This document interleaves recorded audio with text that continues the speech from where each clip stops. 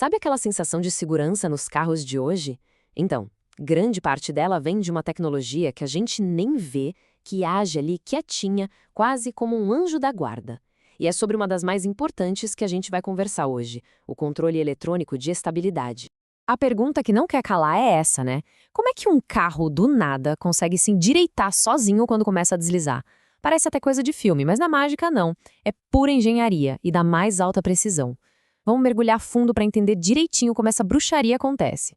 Para a gente poder entender a solução, primeiro a gente precisa encarar o problema de frente. E que problema, hein? É um dos momentos mais apavorantes que alguém pode passar no volante. Perder o controle do carro. Seja numa curva mais fechada, numa manobra de emergência ou numa pista escorregadia, a sensação é terrível. Essa perda de controle geralmente acontece de dois jeitos principais.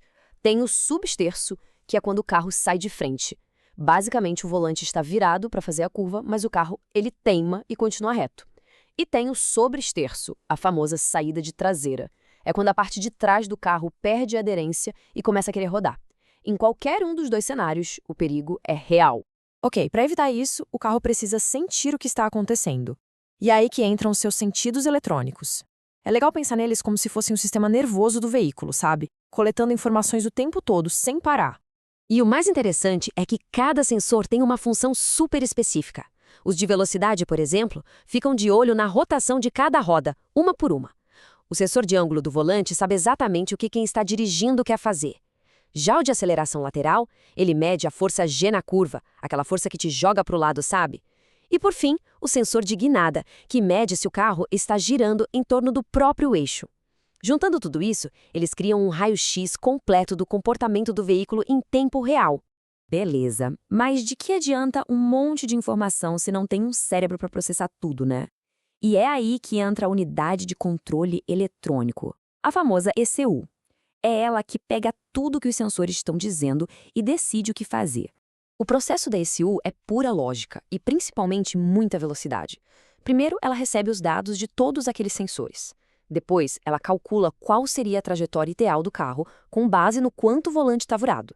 Aí vem o pulo do gato. Ela compara essa trajetória ideal com o que o carro está de fato fazendo.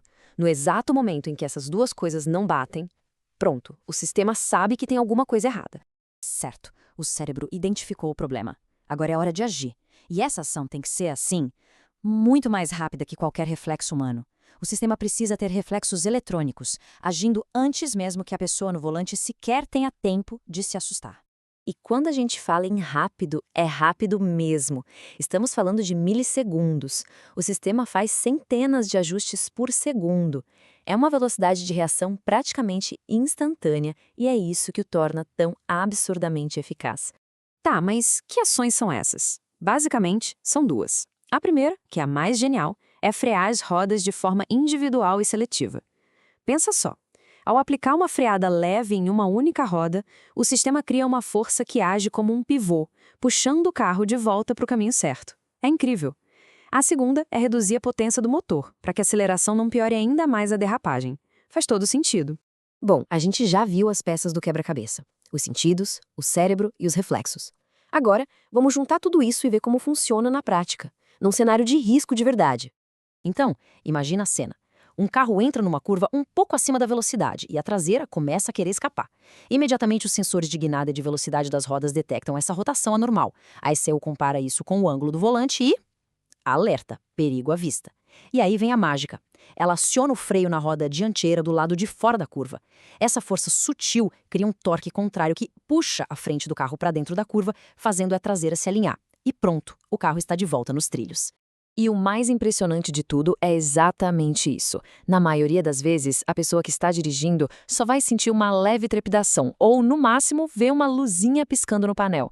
A correção é tão rápida e tão precisa que acontece nos bastidores antes que a situação fique realmente crítica. É o verdadeiro anjo da guarda eletrônico em ação. Ah, e um ponto super importante. O controle de estabilidade não trabalha sozinho, não. Ele faz parte de um time. Ele compartilha sensores e componentes com o sistema de freios ABS, que evita o travamento das rodas, e com o controle de tração, que impede que as rodas patinem ao acelerar.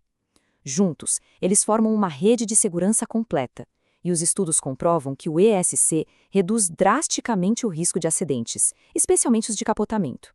Essa tecnologia já salvou incontáveis vidas, mas a evolução não para, né? Vamos dar uma olhada em como o futuro da estabilidade dos carros está se desenhando. O futuro é ser proativo e não apenas reativo. Os sistemas mais novos são preditivos, ou seja, eles usam dados e algoritmos para antecipar uma possível perda de aderência antes mesmo que ela ocorra. Com a integração da inteligência artificial, a tomada de decisão fica ainda mais rápida e inteligente. E o controle individual de cada roda, bom, ele atinge um nível de precisão que garante segurança máxima. Isso tudo nos deixa com uma reflexão final. O controle de estabilidade nos mostrou que um carro pode se corrigir. A próxima fronteira é fazer com que ele preveja e evite o erro antes que ele sequer comece a se formar. Fica a pergunta no ar: até onde a tecnologia pode ir para prever e evitar acidentes? Qual será o limite para essa prevenção?